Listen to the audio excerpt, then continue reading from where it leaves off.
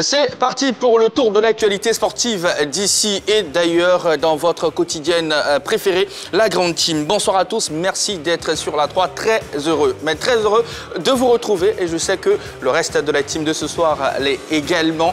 Roger Stéphane, Dago Charles, messieurs, bonsoir. Bonsoir. Bonsoir Jean-Baptiste. Comment s'est passée votre journée? La rédaction était très animée. Il y a eu des débats en un point finir sur les éléphants de Côte d'Ivoire, en un point finir sur certains joueurs. Et pas les nouveaux? Oui, pas les nouveaux, mais vous savez, c'est ça le charme de la rédaction. Hein. Ouais. Il y a eu des discussions avec des partisans liés à des joueurs. J'ai suivi Moi, j'ai passé tout mon après-midi à défendre le grand Gadji Sely, Gadji Sely, Saint-Joseph et Sely de Moreau. J'étais beaucoup mis en minorité. Mais enfin, bref, c'était charmant. Et puis, un peu plus tard, certains sont arrivés qui ont dit « Ah, finalement, c'est Roger Stéphane qui a raison. Hein. » Je sais que Kader Guilavogi va tellement être sur ce plateau-là pour se défendre. Mais bon, allez, on va programmer un tout petit peu ce face-à-face-là une autre fois. Dago Charles. Oui, moi j'étais à l'Assemblée générale extraordinaire du toilettage des tests de la CONAFESI, la conférence nationale des fédérations sportives de Côte d'Ivoire. Et donc, on a passé tout le temps là-bas, on a toiletté nos tests. Maintenant, on a les super tests. D'accord. En tout cas, félicitations à vous déjà pour ces travaux-là. Et on espère que tout se passera bien pour vous. Allez, deux invités seront avec nous sur ce plateau dans quelques minutes. Coach Alain Yoncian et Monsieur Joseph Kini, tous deux membres de l'encadrement technique de CAFAC, qui est un club ivoirien promu en D3 pour la saison à venir, tout simplement. On n'oublie pas que les joueurs de CAFAC sont déjà avec nous. Ils sont là, dans les gradins. Voilà.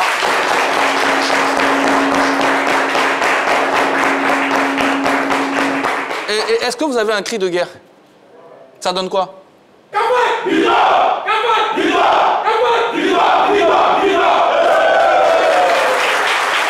Voilà. Ils seront avec nous tout au long de cette émission. Allez, voici le sommaire. Au sommaire de ce numéro de la Grande Team, les informations sportives d'ici et d'ailleurs, et c'est dans LGT News. Brésil, accueilli en fanfare, Carlo Ancelotti déjà à la tâche, ça fait le buzz. Liga, Mbappé, une première saison réussie au Real Madrid, on en parle dans l'actu. Agréable soirée sportive sur la 3, la chaîne qui offre 3 fois plus de sport.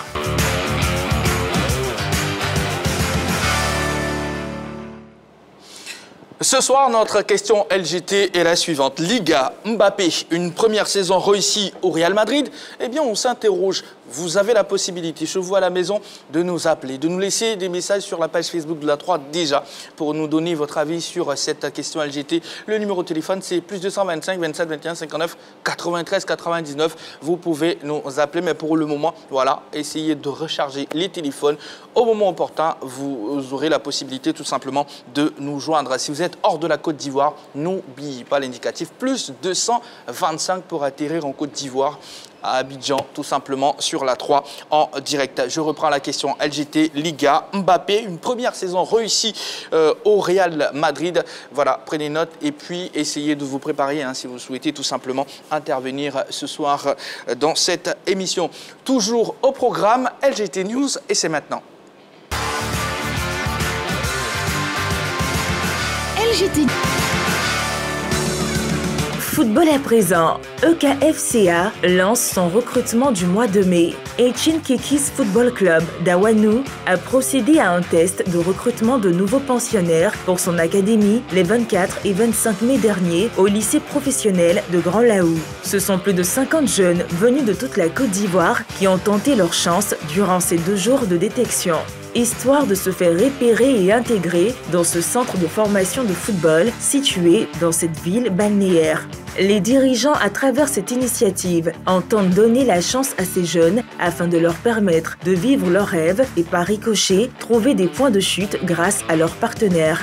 C'est une académie qui met la reconversion dès le bas âge au centre de son projet pour préparer des leaders face à la réalité du football. À noter que du 30 juin au 6 juillet 2025, les catégories U16 et U19 s'envoleront pour le Portugal en vue de participer au tournoi Iber Cup 2025 auquel EKFCA a pris part l'année dernière. Kakou Joël Kekis, présidente de l'EKFCA, revient sur les objectifs de la détection. c'est très important que ces jeunes aillent voir comment ça se passe. Et nous, former, comme je le dis, il faut qu'ils s'adaptent à tout. Il faut qu'on les amène à comprendre que c'est pas facile. Et c'est ça, nous faisons la théorie, nous faisons la pratique. Donc, lorsqu'on fait une détection, nous formons. Nous amenons à comprendre à ces jeunes-là, c'est pas tirer la balle qui est un meilleur footballeur. C'est de connaître tous les parcours qui entourent le footballeur. Agora League, l'équipe type de Koumassi sur la plus haute marche du podium. Après plus d'un mois de compétition, le tournoi de Maracana, dénommé Agora League et initié par une entité de paris sportifs, a connu son dénouement dimanche dernier à l'Agora de Port-Bouët. Regroupant au total 8 équipes, la phase marathon a été remportée par l'équipe type de Koumassi. En effet, après avoir eu raison de Yopougon en demi-finale, qu'elle a défaite 1-0, l'équipe victorieuse de ce tournoi a battu en finale Djamé MC durant la séance des tirs au but 2-1, 0-0 temps réglementaire. L'équipe type de Koumassi repart donc avec le trophée et l'enveloppe prévue pour cette belle journée sportive. À noter que le public n'a pas boudé son plaisir, tant les jeunes footballeurs talentueux les ont gratifiés d'un beau spectacle. Le tournoi n'était pas facile, on a commencé avec tous les clubs, toutes les équipes de Koumassi, on a fini champion. Nous voilà ici à Port-Bouët pour terminer la saison. En tout cas, c'était même pas facile. Merci fier de mes équipes. Comme on a promis à la commune, voilà, la finale n'était pas facile. En tout cas, on a bien battu au but et je suis fier de mon équipe. Et ce n'est pas tout. Quelques news pour vous, fans de sport, vous qui nous suivez. UFOA A et B, les éléphantos U20 au labo. Les éléphantos juniors s'activent pour la coupe UFOA A et B qui débutera le 15 juin et s'achèvera le 30 juin, enfin le 30 du même mois au Ghana. Younes Zerdouk, le sélectionneur des U20, est à la tâche afin de préparer au mieux cette compétition qui réunira 16 équipes.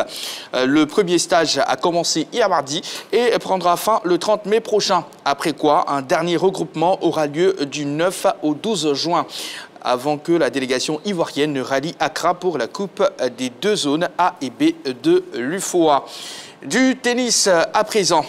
L'hommage vibrant rendu à Rafael Nadal. Rafael Nadal avait annoncé il y a quelques mois sa retraite sportive, mais le monde du tennis n'a pas voulu laisser passer sous silence la riche et belle carrière de cet athlète qui aura marqué de son empreinte le tennis mondial. En marge du tournoi Roland-Garros qui se déroule depuis dimanche, un hommage mérité devant ses anciens rivaux.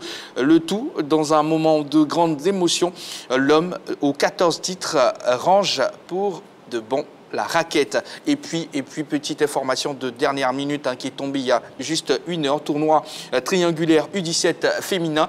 Côte d'Ivoire, Maroc, Corée du Sud pour leur entrée en liste. Nos éléphantos se sont inclinés sur le score de 0-1 face à leurs homologues sud-coréennes cet après-midi au complexe Mohamed VI de Rabat. Voilà. Roger Stéphane, vous avez la possibilité de revenir sur quelques informations. Pareil pour vous, Dago Charles. Sur quoi vous souhaitez intervenir? Non, moi, c'était juste pour dire merci à Nadal pour ce qu'il nous a procuré comme plaisir. Parce que ce n'est pas évident qu'un athlète puisse tenir pendant longtemps, vraiment au plus haut niveau, et puis surtout se rendre maître absolu voilà, de ce parquet-là, qu'est Roland-Garros. Franchement, je voudrais vraiment lui dire merci. Je profite de l'occasion en même temps pour féliciter au moins ses adversaires qui ont été autour de lui. Je fais allusion à Roger Federer, à Djoko, et puis Andy Murray qui était autour de lui, qui ont d'une certaine façon reconnaissent que franchement Nadal a été vraiment le maître de ce Roland-Garros-là. En tout cas, bravo à lui et merci. J'espère qu'on aura des champions comme ça qui vont relever ce défi-là. J'espère d'être de ce monde-là pour pouvoir avoir voilà, une telle relève. Est-ce qu'il ne termine pas, est-ce qu'on ne fait pas cet hommage-là à Roland-Garros parce qu'il est le patron comme il est? Ah ben oui, je crois que c'est 14 titres, non, à Roland-Garros. C'est le maître absolu, il est le patron de la terre battue, c'est ça. Djoko, c'est peut-être l'une des plus belles pages de l'histoire du tennis. Hein. Il rentre dans l'histoire à l'image de John Borg, de Pete Sampras, de McEnroe, etc., etc. Il a marqué son temps, ce garçon, avec cette droite, cette main gauche puissante, ce jeu en fond de cou, cette puissance qu'il a dégagée toutes ces années. Ces dernières années, il était un peu handicapé par un dos douloureux. Il a essayé tant bien que mal de tenir le coup. Et puis finalement, la douleur a eu mal de lui, a eu raison de lui. Rafael Nadal, c'est magnifique ce qu'il a fait sur le coup. C'est un modèle. Là, il est un héritier qui est en train de se dessiner du nom d'Alcaraz, espagnol comme lui. Est-ce que lui, qui est le grand favori de Roland Garros cette année, est-ce qu'il va pouvoir suivre les traces du grand Rafael Nadal? Je n'en sais rien, mais dans tous les cas, cet homme-là a marqué l'histoire du tennis, notamment le Roland Garros. Et puis, j'ai assisté à cette cérémonie. Elle a été sympathique, duré 40 minutes environ. On a marqué son nom au sol. La famille, les amis, le public, les fans. Et puis, ses adversaires les plus redoutables étaient là. Il y a eu Djokovic qui joue encore, qui lui, d'ailleurs, n'est pas très loin de la retraite, à 38 ans. Il y a eu Andy Murray. Il y a eu surtout Roger Federer, le Suisse. Federer, Nadal, bon, on a vu des beaux duels sur le coup, mais Federer, Nadal, c'était magnifique, c'était beau. Le style technique de Federer, l'intelligence de Federer, face à la puissance et à l'explosion de Rafael Nadal. On a été merveillés par ces deux hommes. Les deux sont partis. Federer est parti avant lui, Nadal s'en va maintenant. Il est clair qu'il y a quelque chose qu'on manquait sur le coup. Tout simplement ce qu'on peut dire, merci et bravo à Rafael Nadal. Maintenant, souhaitons que derrière, il y ait des héritiers pour pouvoir relancer, continuer l'œuvre de ces deux géants. Merci tout simplement à Rafael Nadal. On a pris énormément de plaisir à le voir sur le coup de tennis et notamment à Roland Garros. D'accord. Et une autre actualité? La U20, avec le tournoi d'Accra, la Cup, avec les deux UFOA A et B. Bon, je ne sais pas trop, pour être honnête avec vous, comment ça va se faire, parce que les deux UFOA avaient été séparés à une époque pour des raisons politiques électoralistes à la Confédération africaine de foot. On avait fait éclater les deux. Là, il y a un tournoi qui regroupe les deux. Il y a 16 nations, une partie avec 9 nations, une autre aspect avec 7 nations. Donc, on aura la Côte d'Ivoire, le Ghana, le Burkina, le Bénin, le Togo, le Nigeria, le Niger, Cap-Vert, Gambie, Guinée, la Guinée-Bissau, le Libéria, le Mali, la Mauritanie, le Sénégal et la Sierra Leone. Quelques-unes des plus belles nations de football sur le continent au niveau des A qui vont se retrouver donc pour un tournoi. Et nous, évidemment, on est en train de préparer cette compétition. 2 stages externes. On a déjà commencé le premier stage. Le deuxième stage va arriver un peu plus tard. Et puis après, on va s'envoler pour la capitale ghanéenne. On a manqué la dernière compétition de U20. Vous vous en souvenez? C'est ça. On devait l'organiser. On l'a manqué. Bon, on espère que cela va être l'opportunité pour nous de voir un peu Younes Zerdouk, le sélectionneur des U20, le voir un peu à l'œuvre avec cette sélection, parce qu'évidemment, on attend beaucoup de ce groupe-là. On espère que le tournoi au Ghana sera une occasion de voir nos garçons nous montrer quelques belles choses avant les grandes échéances internationales. Il avait hâte d'avoir un rendez-vous pareil. On attend tout simplement de voir comment il pourra s'exprimer avec ses poulains. Allez, avant le focus, voici la pub qui arrive.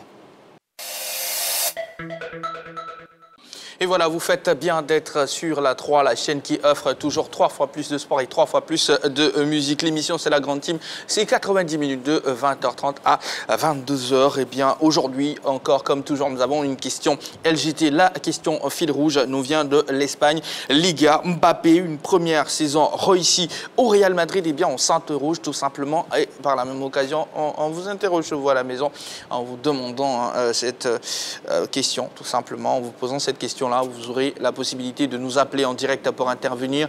Avant ça, si vous êtes chaud, vous pouvez nous laisser un petit message sur la page Facebook de la 3. Pour l'instant, focus ce soir sur CAFAC, club ivoirien promu en D3 pour la saison prochaine.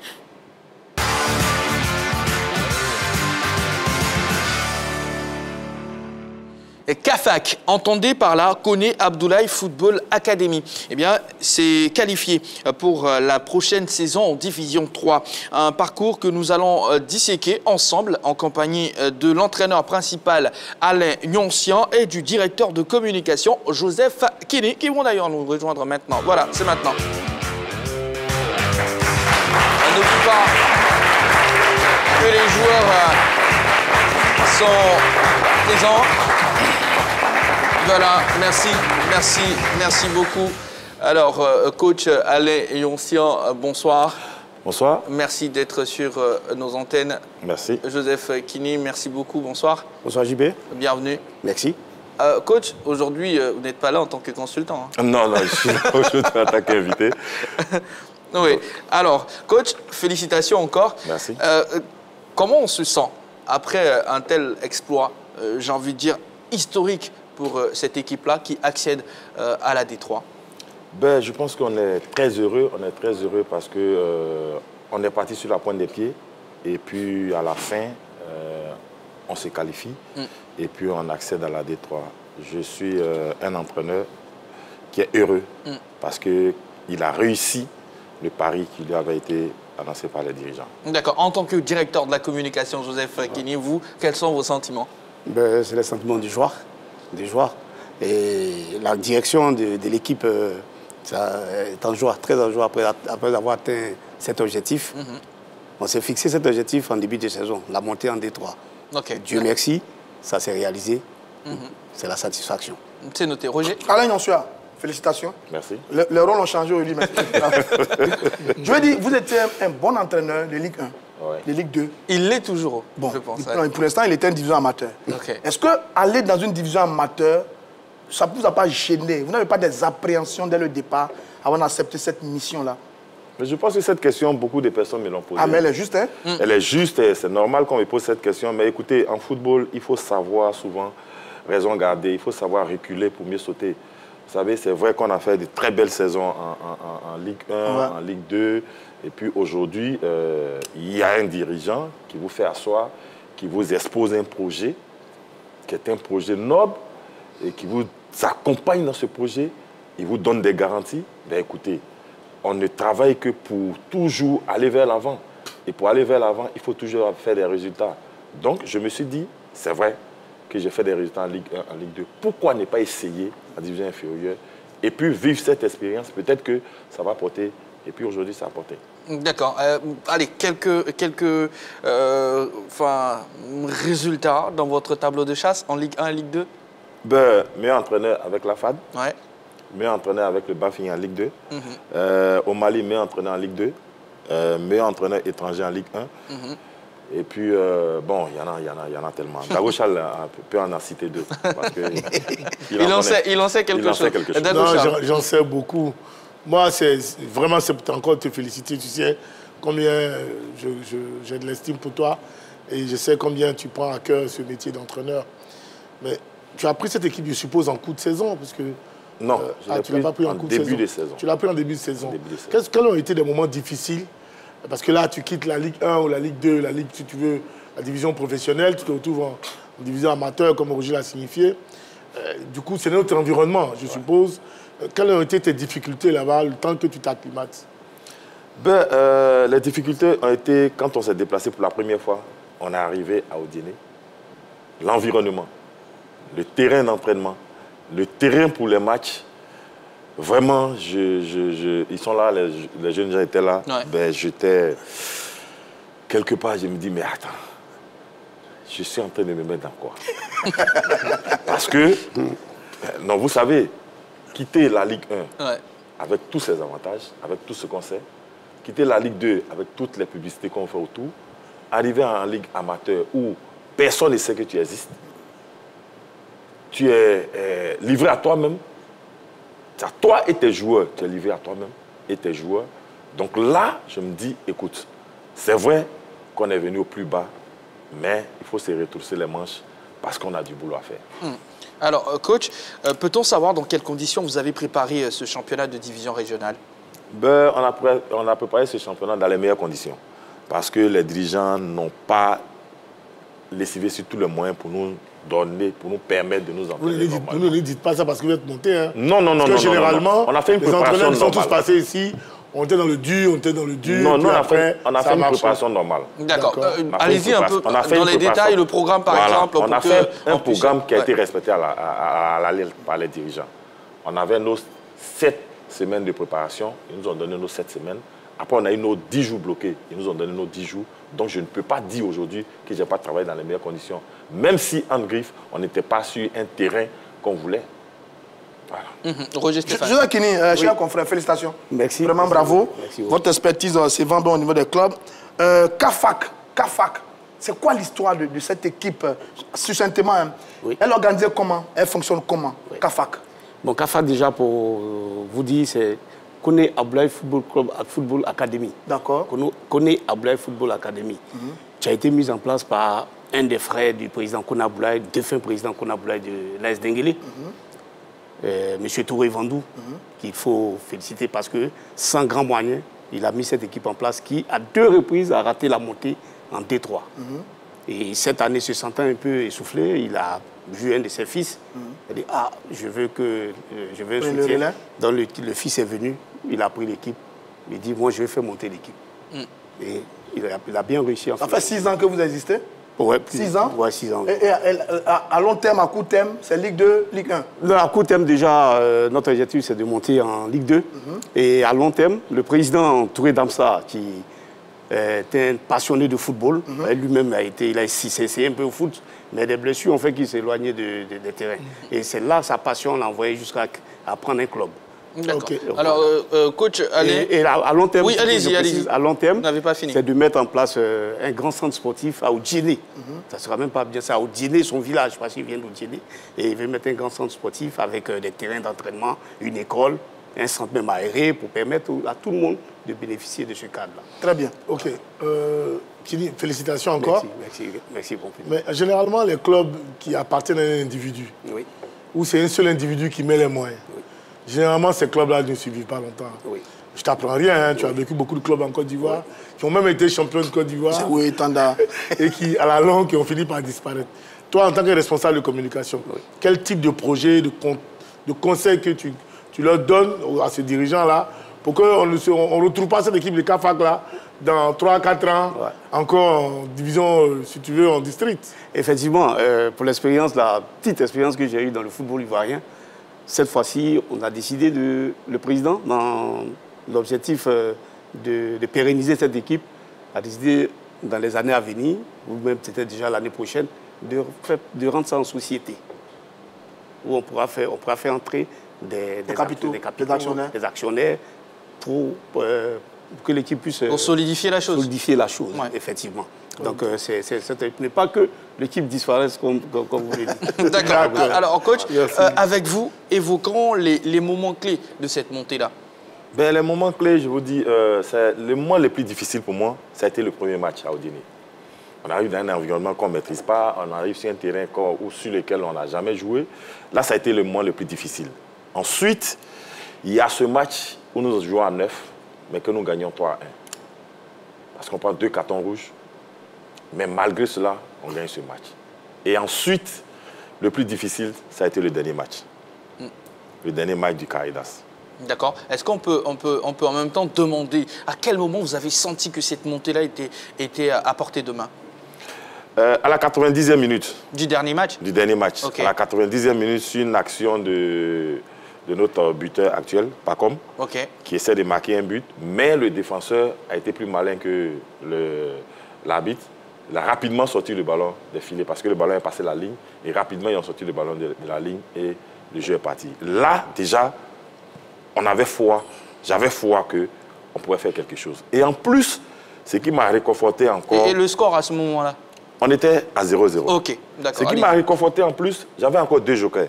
Parce que j'avais 2 remplacements encore possibles à faire. Et donc, quand l'arbitre a soulevé le temps additionnel, je pense que c'est là que j'ai pris cette décision. J'ai fait entrer Emmanuel Adou, à qui j'ai dit ces mots. Je répète, il est là. Ce n'est pas Emmanuel Agbadou, hein? Non, Adou Emmanuel. Je lui ai dit, on joue au foot pour aller de l'avant. Tu as appris tout ce qu'on t'a dit. Ce soir, vas-y, fais-moi cette passe qui va nous faire gagner le match. Et à 30 secondes de la fin, il nous fait ce magnifique passement de jambes. Et puis, qui nous marque ce but? Ce joueur qu'on fait entrer avant lui, qui est ici dans les gradins, qu'on appelle... Il est où le tueur. Il est là? Le passeur, il est où? Il est là, le tueur des Sénoufo. D'accord. C'est lui. Ah, il est derrière. Bah, félicitations. Est là, et puis c'est Diop Aziz qui nous marque le but. Le buteur, il est où? Le buteur, Diop Aziz. Ah, d'accord. Vraiment au bout du bout de ce match-là, Roger Stéphane. Alors, c'est quel type d'équipe vous avez? Est-ce que vous avez une équipe joueuse, type football d'école, académie? Est-ce que vous avez une équipe bagarreuse comme l'Africa Sport d'Abidjan? Allez. Ou bien une équipe avec des gens pas remettre le couvert. Avec des individualités comme le Stade d'Abidjan. C'est quel type d'équipe vous avez? L'Africa, c'est un petit coucou, mon cher René. En même temps, avant votre intervention, coach Alignossian, carton jaune pour Roger Stéphane. Merci. Voilà, et carton jaune. Mais l'Africa a une belle réputation de bagarreuse, ça marchait bien avant. Elle est guédée, voit bien. Si vous expliquez, il y a le carton rouge qui est là. Roger Stéphane, allez-y. Non, je pense que nous, on a une équipe joueuse. Okay. Parce que notre philosophie, depuis que j'entraîne, j'ai gardé la même philosophie dans tous les clubs. C'est une équipe joueuse qui permet aux joueurs de développer leurs connaissances, de permettre aux joueurs d'accroître encore plus ce qu'ils avaient dans les jambes. On n'a pas trop d'individualité, on a une équipe, on a un groupe et on a une famille. Quelle est la moyenne d'âge de votre groupe? 25 ans. 25? Maximum. D'accord. Alors, est-ce qu'au niveau des dirigeants, ce sont des conditions, on a entendu un tout petit peu ce que vous avez eu à dire, est-ce que vous pouvez pousser un tout petit peu les conditions? Est-ce que les conditions ont été, j'ai envie de dire, un moteur ou bien un électrochoc? Dites-nous... Ouais, quelque chose qui t'a fait chavirer. Oui. Ouais, en toute honnêteté, ça a été un électrochoc.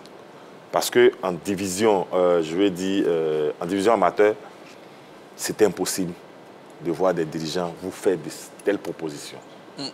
De voir des dirigeants vous dire, voilà ma vision et voilà ce que je dois vous donner pour que vous accomplissiez cette mission. D'accord. C'est impossible. D'accord, oui. Oui, sur le grand écran, on aperçoit constamment... le monsieur en vert. Le monsieur en vert. Oui, c'est le président. C'est le président. Touré Damsa. Il paraît très jeune. Oui, très jeune. Très jeune. D'accord, conclusion, de plus en plus de jeunes. Mais avec une grosse ambition. De plus en plus de jeunes commencent à être président du club. C'est une génération qui vient. Je dis à Kenny, dans la division amateur, il n'y a pas de salaire. C'est bien ça? Il n'y a pas de salaire. Il n'y a pas de salaire pour les joueurs. Chez nous, pour vous, faites comment? On a essayé de faire l'exception. D'accord. Avec le traitement, c'est quoi? Ça ressemble à quoi? Dites-moi un peu. Ça ressemble à un traitement de Ligue 2. Ah ouais? Oui. Ah, bravo. C'est un traitement pas de On peut prendre les joueurs à témoin, là? Ils sont là.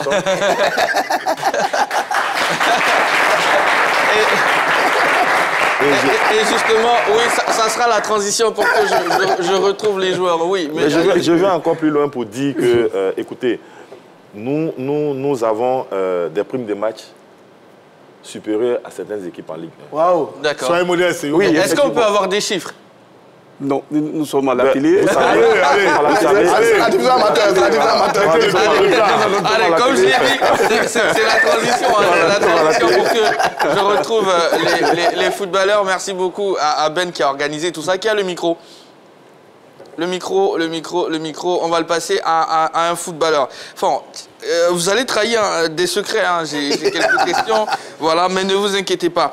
Alors, qui est le plus drôle du groupe? Qui fait le plus rire dans le groupe? Oui, le plus drôle, c'est qui?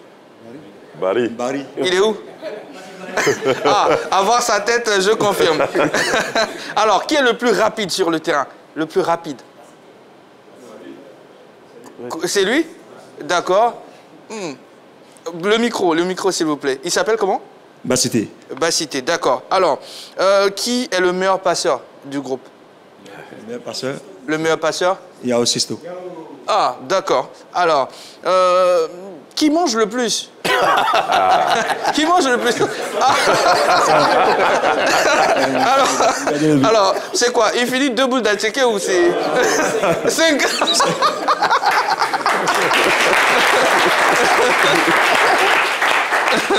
Alors, le meilleur buteur, il est là, c'est qui? Donnez-lui le micro, s'il vous plaît. Vous allez parler dans le micro. Dogba Ange Pacom, vous êtes le meilleur buteur de l'équipe et le meilleur buteur de la division, du championnat, c'est ça? Rapprochez le micro, s'il vous plaît. Oui. Alors, c'est 15 buts en 12 matchs, c'est bien ça? Oui, c'est ça. Comment vous avez réussi à faire cette performance? Bon, il faut dire que ça a été un travail de groupe. Voilà, un travail acharné de groupe, puisqu'on a voulu travailler en équipe. D'accord. Pour pouvoir atteindre certains objectifs. D'accord. Voilà. C'est vrai que c'est personnel d'être défini meilleur buteur, mais il faut dire aussi que c'est d'abord collectif. Voilà. Donc le groupe a adhéré à à ce que j'avais dit, parce qu'avant chaque match, on parlait, ce qui est normal pour pouvoir avoir une cohésion. Donc, avant chaque match, on se parlait franchement. Et puis voilà, ça a été le secret. Voilà, c'est quoi pour vous, comment vous vous projetez? Vous comptez continuer avec Kafak ou là, s'il y a une proposition, vous partez? Bon, faut dire que là, je suis là d'abord.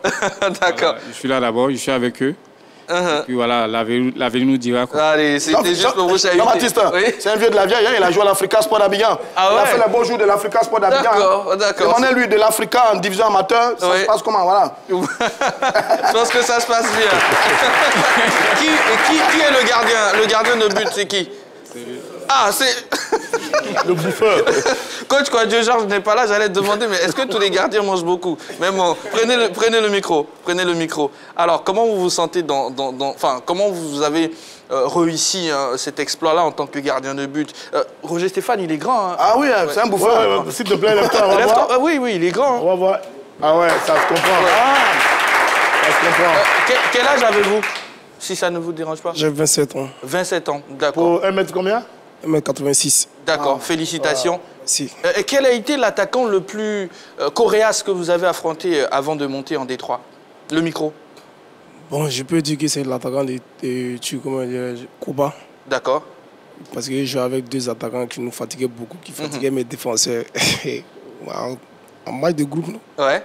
Et puis après, tout s'est bien passé par là. D'accord. Merci beaucoup les gars. Félicitations à vous pour le parcours.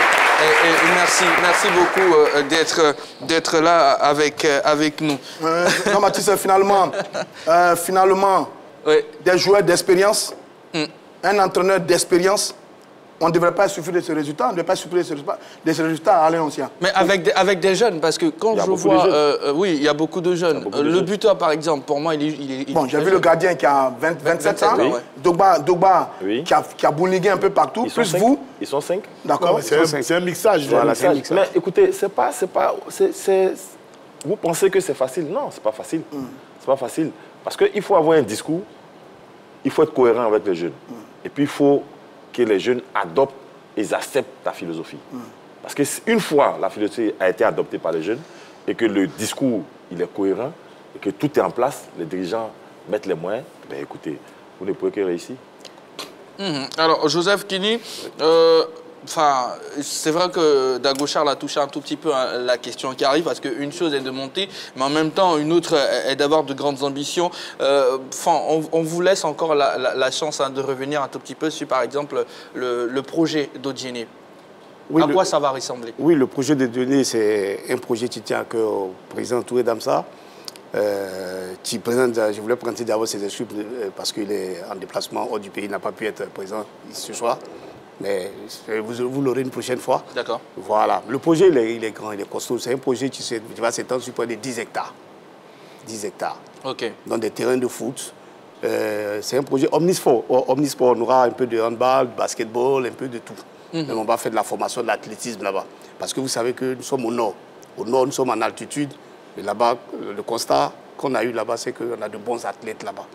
On a de bons athlètes. Et on va essayer de mixer tout ça avec le football qui va accompagner pour avoir un projet pour toute la région du Kabadou et du Folon. Voilà. Avoir un projet omnisport? Oui. D'accord. Vous voulez renchérir? Oui, ben, écoutez, moi, je voulais d'abord dire merci à toute la population d'Odiéné parce qu'ils nous ont adoptés parce que ce n'était pas évident. Nous avons trouvé des équipes qui étaient sur place, qui avaient déjà leur public. Mais je pense qu'après notre premier match, on a ravisé tout le public. Tout est devenu un pour Kafak. Pourquoi? Parce qu'on avait du beau jeu. Parce qu'on se comportait bien. Parce qu'on faisait de belles choses. Surtout au quartier dans lequel on vivait. Vraiment, on va dire merci aux imams parce qu'ils nous ont soutenus dans tout ce que nous avons fait. D'accord. Merci beaucoup. Oui. Je dis, il vous reste 2 ans pour la Ligue 1. Vous allez y arriver? Vous allez rester jusqu'en Ligue 1? C'est notre objectif. Et on va s'y mettre pour y arriver. Non, si vous allez rester jusqu'en Ligue 1? Ben, je suis là. D'accord. Oui, vous souhaitez partager quelque chose avec... Voilà, donc juste un additif pour dire que le président à ce niveau, il est en train de trouver des moyens pour pouvoir mettre ce projet, pour que ce projet sorte de terre. Et Dieu, par la grâce de Dieu, on pense bien que ça, il arrivera.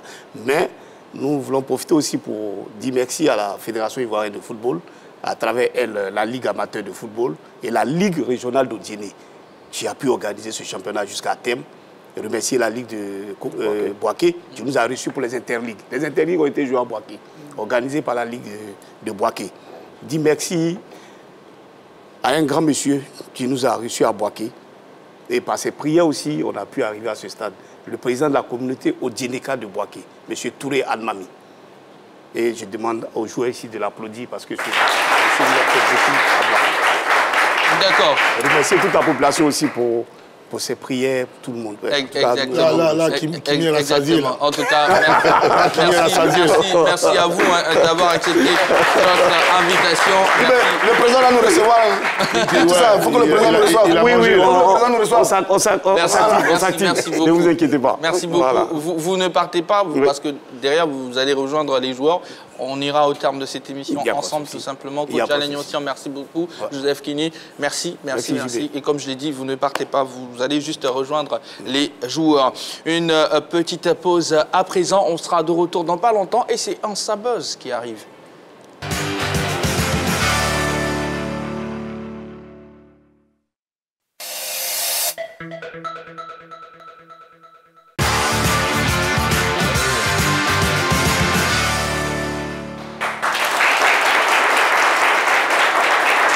Et voilà, nous sommes de retour. Remplacement basket, Noël Belly et Jean-Philippe Oria nous ont rejoints. Ensemble, nous irons jusqu'à la fin de cette émission, 22h. Donc bonsoir Jean-Philippe Oria. Bonsoir Jean-Baptiste. Bonsoir Noël Belly.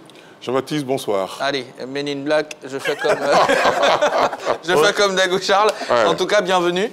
Merci. Vous allez bien Impeccable. D'accord, merci beaucoup. Allez, c'est officiel. Depuis lundi, Carlo Ancelotti est le nouveau patron du banc de la Seleção. L'ancien entraîneur du Real Madrid, accueilli dans un bain de foule à Rio de Janeiro, a communiqué sa première liste pour la suite des éliminatoires de la Coupe du Monde 2026. Des détails dans cet élément vidéo préparé pour vous qui ouvre sa buzz. Et voilà, nous sommes de retour sur ce plateau. Noël Belly, première question pour vous. Est-ce que la pression des supporters ne va-t-elle pas perturber Carlo Ancelotti dans sa tâche? Enfin, Carlo Ancelotti, c'est quand même un entraîneur qui a de l'expérience. Hein. Je veux dire, s'il va au Brésil, il commence à avoir peur des supporters. Non, je pense que Carlo Ancelotti, il a quand même suffisamment d'expérience. Je pense qu'il pourra vraiment s'en sortir. Je pense qu'il en a connu d'autres, comme on dit. Hein. Donc je pense que non, ça, au contraire, je crois que ça va le motiver 2 fois plus. En plus, il se dit aussi ou là, c'est quand on feuillette un petit peu la presse occidentale, on s'aperçoit qu'il est très heureux d'être là-bas parce qu'il va en plus habiter au Brésil. Je pense qu'il est parti pour faire du très bon travail. Maintenant, il faudrait que tous les éléments soient réunis pour que effectivement ce travail prenne forme très rapidement. Jean-Philippe Oria, pour sa première liste déjà communiquée, pas de Neymar. Est-ce que vous êtes surpris de cette non-convocation? Je ne suis pas surpris. C'est un homme qui a une mission. Et il doit qualifier le Brésil pour la Coupe du Monde. Et il ne va pas faire dans la demi-mesure. Vous voyez, cette équipe nationale du Brésil a déjà connu 3 entraîneurs étrangers avant Carlo Ancelotti. Et son arrivée a beaucoup fait jaser. Parce que les Brésiliens, depuis 1965, n'ont plus vu un étranger sur leur banc de touche. Il y a eu successivement Ramon Platero, un Uruguayen en 1925, qui a coaché cette équipe pendant 4 matchs durant la Copa América. Il y a eu Llorca, un Portugais, qui a officialisé 2 matchs en 1944. Et ensuite, Filippo Nunez, un Argentin, qui a officialisé 1 match en 1965. Et depuis cette époque, les Brésiliens ont eu successivement des sélectionneurs brésiliens. Donc Ancelotti est arrivé dans un contexte assez tendu. Et je pense qu'il a avec lui l'expérience, la connaissance également de cette génération de joueurs brésiliens. Et si le président de la fédération a voulu faire appel à lui, c'est parce que c'est un homme qui sait laisser les artistes s'exprimer sur un terrain. Et ils ont eu l'impression que les joueurs brésiliens en avaient besoin aujourd'hui. Ils veulent un peu retrouver le joga bonito, ils veulent retrouver ce qu'ils appellent la jinga, le jeu spécifique brésilien. Et je pense qu'il n'y a pas mieux que Carlo Ancelotti pour leur réinculquer à nous. Alors, Roger Stéphane, toujours pour évoquer cette liste-là, pas de Hendrik, le jeune du Real de Madrid. Est-ce que vous comprenez également cette non-sélection? Oui, quand même, il n'a pas fait une saison extraordinaire avec le Real de Madrid. Hein. Il a joué quelques bouts de match. Évidemment, on peut comprendre sa non-sélection, mais il y a des joueurs bien connus qui évoluent notamment au Real de Madrid. Vinicius est dans la liste. J'ai vu que Rafinha, qui est au Barça est dans la liste. Donc il y a des très grands joueurs qui sont dans la liste. Maintenant, après, on va voir ce que ça va donner. Parce que quand même, le Brésil, ça fait 23 ans que le Brésil n'est plus au sommet et au top en ce qui concerne le football mondial. Et c'est un peu dérangeant pour les Brésiliens. Si vous considérez la Coupe du Monde et la qualité des joueurs individuellement, le Brésil, c'est la plus grande nation de football au monde. Vous regardez, ils ont gagné la Coupe du Monde en 58 et en 62. C'était l'ère de Pelé. La dernière de Pelé également, c'était en 70.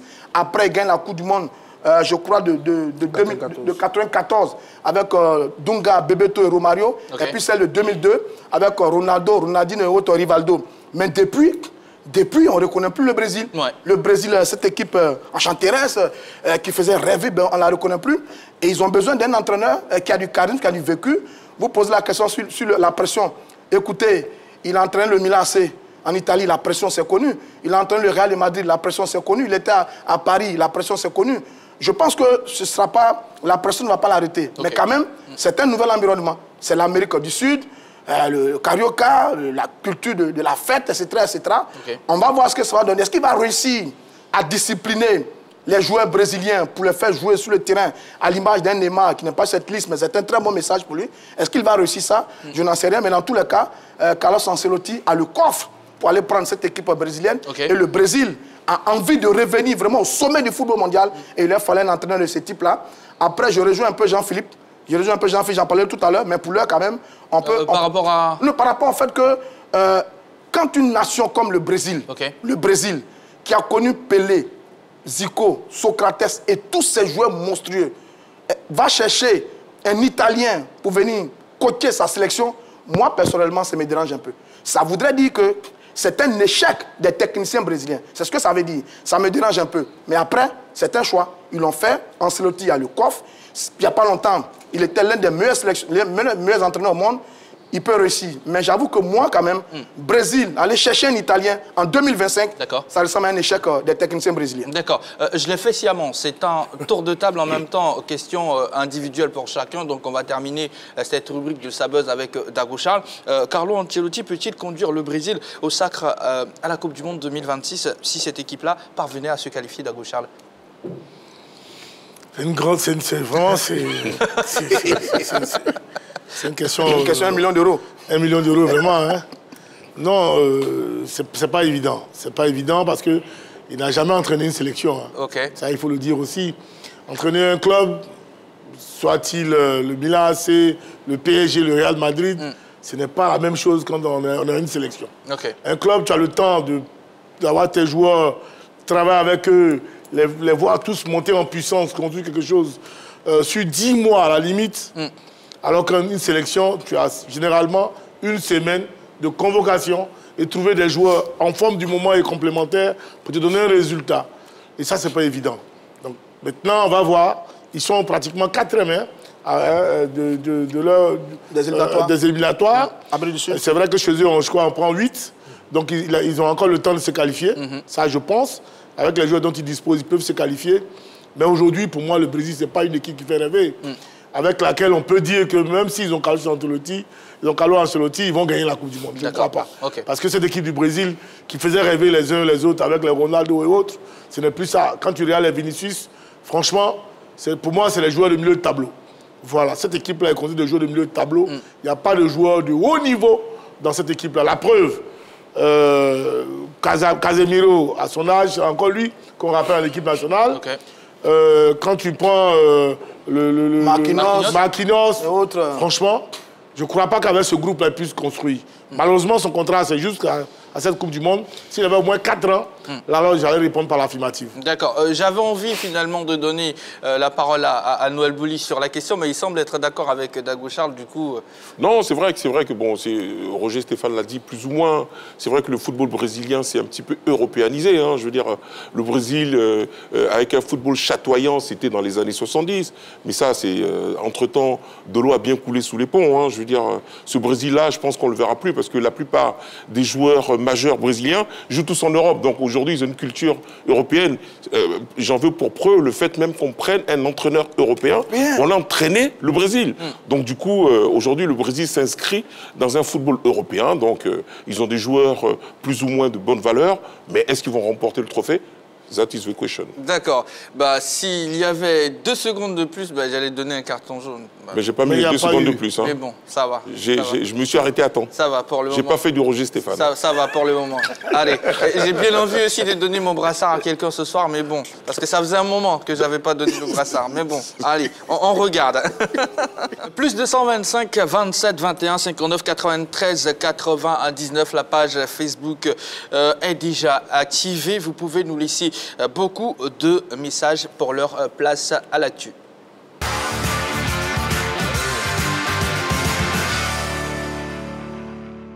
Les débuts de Kylian Mbappé au Real Madrid étaient très attendus. Au terme de ce premier exercice, les performances individuelles et les résultats collectifs de l'attaquant français sont-ils à la hauteur des espoirs placés en lui? Eh bien, la première saison de Kylian Mbappé au Real Madrid est-elle une réussite? On s'interroge. Eh bien, ce sujet de la rédaction pose la question. C'est parti, on vous propose cette vidéo. On sera de retour juste après. Avant d'entamer notre discussion, eh bien, je vous propose de voir la fiche et les performances de Kylian Mbappé avec le Real Madrid cette saison. Roger Stéphane, je vous fais la passe?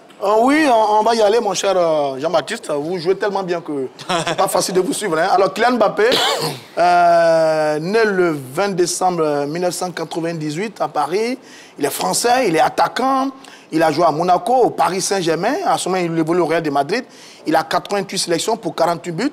Son palmarès, il est champion du monde en 2018, vainqueur de la Ligue des Nations en 2021, vainqueur de la Coupe intercontinentale en 2024, vainqueur de la Super Coupe UEFA en 2024, champion de France 2007, 2008, 2017, 2018, 2019, 2020, 2022, 2023 et 2024 avec le Paris Saint-Germain. Bon, évidemment, Paris domine le football en France. Il est vainqueur de la Coupe de France 2018, 2020, 2021, 2024, vainqueur de la Coupe des Trophées des Champions 2019, 2020 et 2023, vainqueur de la Coupe de la Ligue en 2018 et en 2020. Il a un palmarès long comme le bras, ce Kylian Mbappé.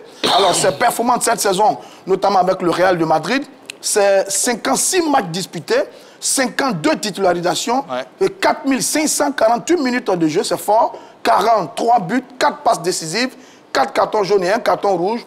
Autrement, il a fait une belle saison avec l'équipe du Real de Madrid. Messieurs, à vos panonceaux et la question LGT vous est adressée maintenant. Liga, Mbappé, une saison réussie avec le Real Madrid. Jean-Philippe, à vous. Jean-Philippe. Oui, bien sûr. Oui, à 100%. D'accord. Jean-Philippe, on vous écoute. Écoutez, individuellement, c'était une saison réussie pour Kylian Mbappé. Voyez-vous, c'est un garçon qui a la particularité de réaliser ce qu'il dit. Quand il est arrivé au Real Madrid, sur la première partie de la première phase, c'est-à-dire que sur le premier quart de la saison, il était en difficulté. Il a accordé une interview à un organe de presse français où il a tenu des paroles très fortes, où il avait dit à partir de janvier, le monde allait savoir qui était vraiment Kylian Mbappé. Il était très loin au niveau des statistiques, derrière des garçons comme Moussala, derrière des garçons comme Lewandowski. On ne le voyait même pas venir. On se posait des questions de savoir s'il avait fait le meilleur choix possible en allant du côté du Real Madrid. Mais il a rapidement fait une introspection et il a terminé la saison avec des performances, je dirais, époustouflantes. Oui. Là, tout à l'heure, dans le tableau des statistiques, il était marqué qu'il a fait 4 passes décisives, mais c'est seulement en Liga. Sur l'ensemble de la saison, il a fait 16 passes décisives. Voici les statistiques de Kylian Mbappé. Il inscrit 43 buts pour 16 passes décisives en 55 matchs. Quand on fait la somme de ces deux statistiques en GA, ça donne 59 GA en 55 matchs. Aucun joueur européen n'a réalisé ça. Donc pour moi, je pense que sur le plan individuel, c'est assurément le meilleur joueur cette année. Maintenant, malheureusement, du côté du Real Madrid, la performance collective a dilué ce qu'il a pu réaliser. Ça, c'est une autre question. D'accord, merci beaucoup. Allez, on fait un tour du côté d'Atingué pour retrouver M. Gueux-Jacques. Bonsoir, M. Gueux. Oui, bonsoir, mon frère. Allez, merci d'être en direct avec nous. Oui. Je salue tout le plateau ce soir. Bonsoir. Messieurs, vous êtes salués. Hein? Et je voudrais dire que Kylian Mbappé, en tout cas, reste toujours le meilleur joueur. Voilà. D'accord. Il reste le meilleur joueur et la preuve, c'est qu'il est le meilleur buteur dans le championnat qui joue. Ah. En Ligue 1 Donc, oui. Okay. Donc, c'est une des preuves pour dire qu'il reste, en tout cas, le meilleur, sa saison a réussi. D'accord, donc pour vous, c'est oui. Voilà. Ok, merci beaucoup, Monsieur Guéjac. Merci beaucoup. Voilà. Noël Bouli. Je rappelle en même temps, hein, vous l'avez remarqué en même temps que moi, hein, le téléphone est ouvert. Hein. Voilà, allez-y, appelez-nous tout simplement pour partager avec nous votre avis concernant notre question LGT. Appelez-nous, le téléphone est ouvert. Plus 225 27 21 59 93 99. Noël Bouli. Oui, enfin, moi j'ai marqué aussi oui, hein, comme Jean-Philippe. C'est vrai que sa saison est complètement positive, hein, mais j'ai marqué ça en 3 points. D'accord. D'accord. Le premier point, c'est la découverte d'un nouvel environnement. Parce qu'il faut savoir quand même que le gars, il vient du Paris Saint-Germain, il arrive dans un club qu'il ne connaît pas du tout, un club qui sort d'une très grosse saison, d'accord. Donc, du coup, il doit se refaire un nom. Il doit s'imposer dans cette belle équipe. En plus de ça, dans cette équipe où il y a quand même un joueur qui s'appelle Vinicius, qui était sur le point d'être Ballon d'Or. Donc, Kylian Mbappé, comme il n'y a rien à dire. Mais là où je mets une petite nuance, contrairement à mon frère Jean-Philippe, parce que c'est quand même important, il y a une petite nuance, c'est son apport collectif. Son apport collectif dans le jeu était, j'ai envie de dire, est à revoir. Kylian Mbappé, c'est quand même pas normal qu'un joueur de ce type-là, c'est vrai que sur le point individuel, il marque sa valise de but, mais sur le point collectif, il n'apporte pas ce que voudrait un entraîneur, et qui sera en plus de ça, aujourd'hui, on aura un entraîneur comme comment il s'appelle, comme Alonso, qui va exiger que tous les joueurs fassent des efforts de repli défensif. Et pour l'instant, Kylian Mbappé, en termes de course, c'est 7 km parcourus par match. Aujourd'hui, au plus haut niveau, il faut faire un peu plus. Allez, on va dire ça tourne dans les 10 km. On prend l'exemple du Paris Saint-Germain. Hein. Je veux dire, on prend un garçon comme Dembélé, c'est 10 km par match. Comprenez? Donc aujourd'hui, Kylian Mbappé, c'est son apport, sa connexion avec le collectif qui doit améliorer. Sa connexion avec le collectif. J'en veux pour preuve les passes décisives qu'il fait. Hein. Je veux dire, c'est vrai que Jean-Philippe a dit 16, moi j'en ai trouvé 4. Bon, après on va revoir nos fiches pour voir qui a raison là-dessus. Mais voilà, toujours est-il que individuellement, c'est très fort, mais collectivement, sa connexion avec les autres, ça reste à parfaire. Il y a du travail, d'accord. Ça reste à parfaire. Et quand il aura franchi ça, je pense que Kylian Mbappé, il redeviendra le Kylian Mbappé qui avait martyrisé les défenses et qui était le footballeur, j'ai envie de dire, le plus à la pointe du football moderne. Je vais prendre en appelant tout à l'heure, juste après, il y aura un avis d'un confrère du nom de Alain Doumouya, une vidéo que nous allons vous proposer. Alors, monsieur Alain Wawayou, bonsoir, bienvenue sur la 3. Bonsoir, JB. Comment allez-vous? Je vais bien. Bonsoir à la grande team. Bonsoir. Alors, vous connaissez la question LGT? Oui. Kylian Mbappé a-t-il réussi sa saison au Real de Madrid, n'est-ce pas? D'accord, Mbappé pour faire... Liga, Mbappé, une première saison réussie au Real Madrid? Je pense qu'un joueur, d'abord, il aspire à deux choses quand il va dans un club. Il y a d'abord des challenges, les trophées qu'il veut remporter, et puis il y a aussi une satisfaction morale. Je crois qu'en termes de trophées, ça n'a pas tellement marché pour lui, mais en termes de satisfaction morale, c'est le même Mbappé du Paris Saint-Germain que nous avons retrouvé au Real de Madrid, et même il en a fait plus. Donc pour moi, je pense que c'est une saison réussie. Vous savez que le Real de Madrid venait de remporter la Champions League. Ce n'était pas évident. Voilà, que le Real de Madrid rebelote. Donc s'il n'y a pas eu de trophée cette année, ce n'est pas parce que la saison de Mbappé n'a pas réussi. C'est parce que le Real venait de remporter un trophée. Mais vous allez voir que la saison prochaine, le jeune joueur Mbappé va se bonifier. Tout à l'heure, vous avez un appelant qui a dit, quelqu'un sur le plateau qui a dit qu'il jouait sur le côté gauche et il a réussi à s'adapter sur le côté droit. C'est ça. Ça veut dire qu'il y a des avancées. Dans l'axe, monsieur Alain Wawayou, dans l'axe plutôt. Oui, dans l'axe plutôt, voilà. Et maintenant, il s'est déporté sur le côté droit. Bon. Pompidou est là, d'abord Charles, il sait de quoi on parle, c'est un attaquant. Quand ça ne va pas d'un côté, on peut se rabattre sur le côté. Mais l'essentiel est de s'adapter. Il a réussi à s'adapter et terminer meilleur buteur du championnat d'Espagne, c'est pas rien. D'accord. Donc pour moi, c'est une saison réussie. Merci beaucoup, monsieur Alain Ouawayou. Excellente soirée à vous. Comme annoncé, le journaliste sportif ivoirien Alain Doumouya a bien voulu nous donner son avis sur le sujet depuis la France où il réside. On regarde ensemble. C'est un échec pour Mbappé car il n'a pas remporté la Ligue des Champions pour laquelle il a quitté le Paris Saint-Germain pour le Real Madrid. Mais attention, il bénéficie quand même de circonstances atténuantes. D'abord, une adaptation difficile parce qu'il arrive dans un club où il y a 4 potentiels ballons d'or. Vinicius, Bellingham et Rodrigo. Alors qu'au PSG, tout le monde jouait pour lui. Le Real a été pénalisé cette saison par de multiples blessures, surtout en défense, les plus graves avec Carvajal, Militao, Mendy ou bien Alaba. N'oubliez pas non plus que Mbappé a eu beaucoup de problèmes extrasportifs.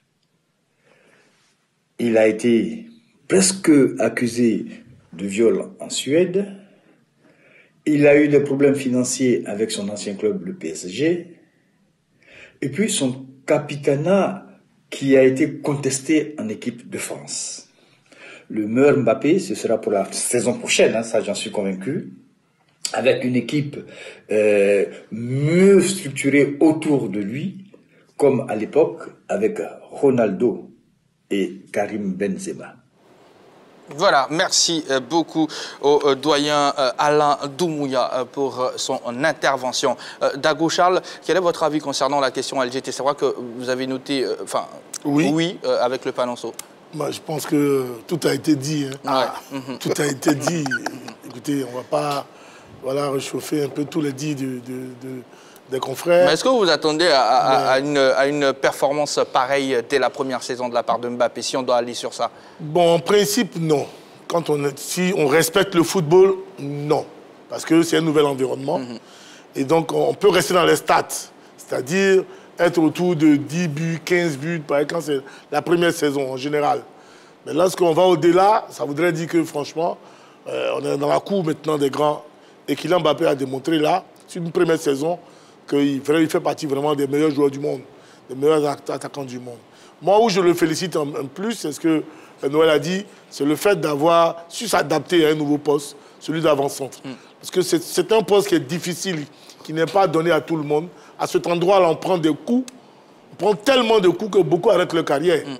Voilà, en coup de chemin, je veux dire. Donc, accepter de jouer avant-centre, ça veut dire qu'il a su communiquer avec son coach, parce qu'Ancelotti lui a dit, tu vas jouer avant-centre. Donc, tu dois travailler tel un avant-centre et tu vas performer. Donc, la communication s'est bien passée entre les deux. Et aujourd'hui, les résultats sont là. Bravo à Carlo, à Ancelotti, mais surtout bravo à Mbappé qui a su s'adapter et nous donner de tels stats. Espérons maintenant qu'il récidive la saison prochaine en marquant un peu plus de buts que ça et en faisant de sorte que, franchement, il soit aussi un peu plus collectif, un peu plus altruiste, parce que c'est bien quand tu donnes toujours les balles pour marquer, mais c'est aussi bien aussi de valoriser les autres. Donc, faire marquer. Alors, Roger Stéphane, quelles sont les qualités qui ont permis à Kylian Mbappé de s'imposer dès sa première saison au Real Madrid? Bon, évidemment, naturellement, c'est sa vitesse. Kylian Mbappé a une vitesse qui est unique. Il va très, très vite quand il a le ballon. Son sens de la finition. Il est très fin en surface de réparation. Toutes les occasions, il a cette capacité-là de ne pas les mettre toutes, mais de mettre quelques-unes d'entre elles. Il a cette puissance athlétique. Il a réussi ça parfaitement. C'est pour ça d'ailleurs qu'il demande cette interview dans un endroit, dans un cadre un peu particulier, etc., etc.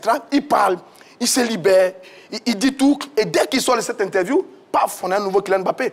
Il explose le compteur, etc., etc. Au Real de Madrid, il a réussi à faire oublier Vinicius Junior.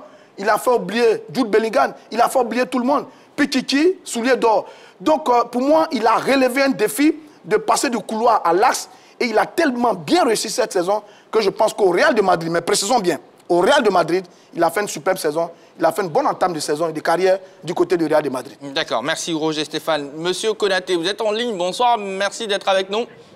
Bonsoir, monsieur. Vous nous appelez d'Adjamé. Oui. D'accord. Quel est votre avis concernant notre question LGT de ce soir? Ok, bonsoir plateau. Bonsoir. Bonsoir. Nous vous écoutons. Pour ma vie, moi, je pense qu'il a fait une bonne saison. D'accord. Oui, pour sa personne d'abord. Voilà, pour sa personne, je trouve qu'il a fait une bonne saison. Mais pour le Real Madrid, c'est le contraire. Parce que le Real Madrid, vu les prestations cette année-là, elle a nombreuses blessures, donc ça fait que ça n'a pas valorisé sa réussite dans lui. C'est ça. Voilà, c'est ce que moi je trouve comme le dit.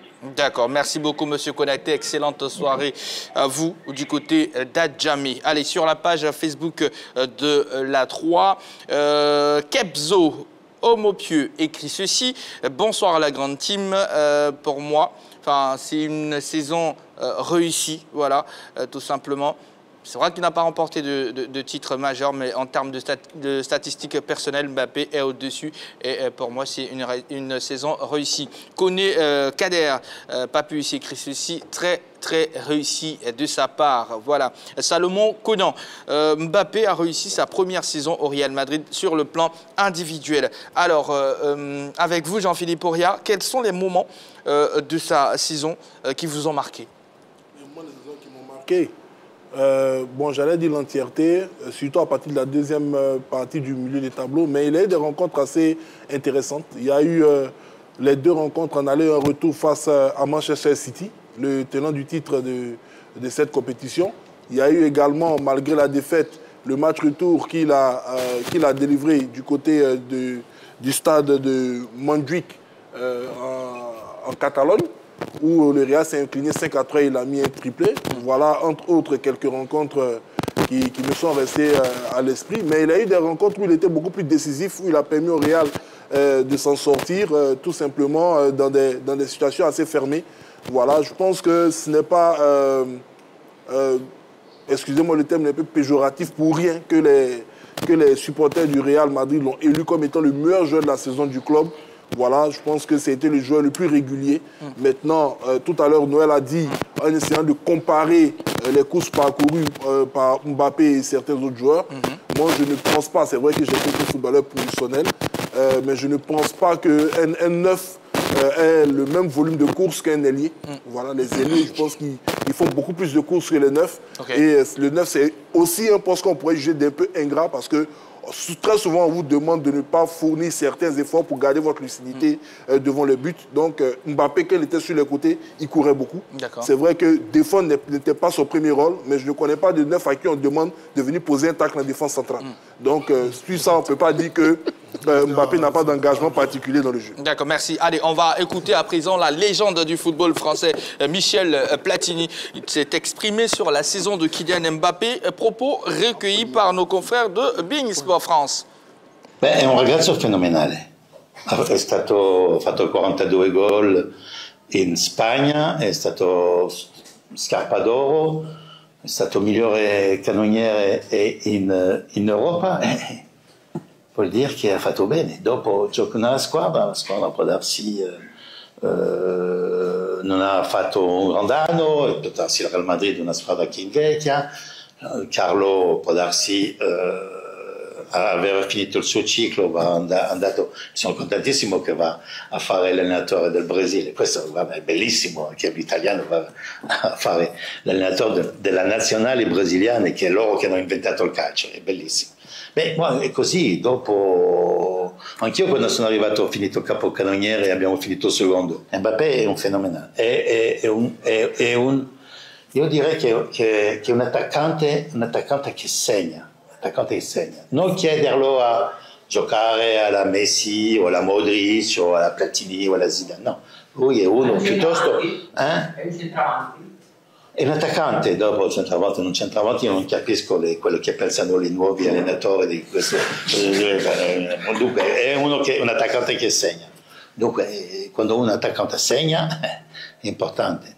Allora, dopo devi sapere una cosa, o fare una squadra per lui, o fare una squadra per giocare bene. E questa è la difficoltà. E con Mbappé ha più chance di vincere che di perdere. À la suite de Michel Platini, eh bien, nous vous proposons une nouvelle vidéo. Eh bien, le public sportif s'est prononcé sur notre question LGT également. Il a vu que cette année, le jeune frère Mbappé a fait très bonne saison. Très bonne saison. Au début, c'était un peu chaud, mais vers la fin, il s'est élevé. Il a fait très bonne saison pour moi. Moi, de mon côté, vraiment, il était collectif avec ses partenaires sur le terrain, voilà, avec ses coéquipiers, tout ça là. Il a fait très bonne saison.